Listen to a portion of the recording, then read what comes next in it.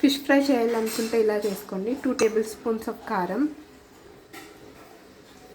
1/4 teaspoon పసుపు, 1/4 teaspoon garam masala, 1/4 teaspoon మిరియాల పొడి, అల్లం వెల్లుల్లి పేస్ట్ 1 టీ స్పూన్, ధనియాల పొడి 1 teaspoon, 1 teaspoon lemon juice,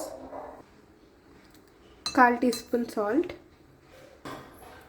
1 teaspoon mustard oil, కొంచెం కరివేపాకు. ఇప్పుడు దీన్ని బాగా కలుపుకోండి.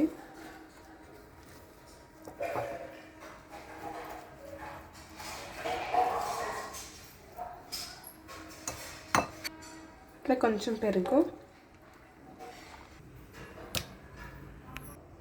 మసాలాలన్నీ పూసుకున్న తర్వాత చేప ఇలా ఉంటుంది.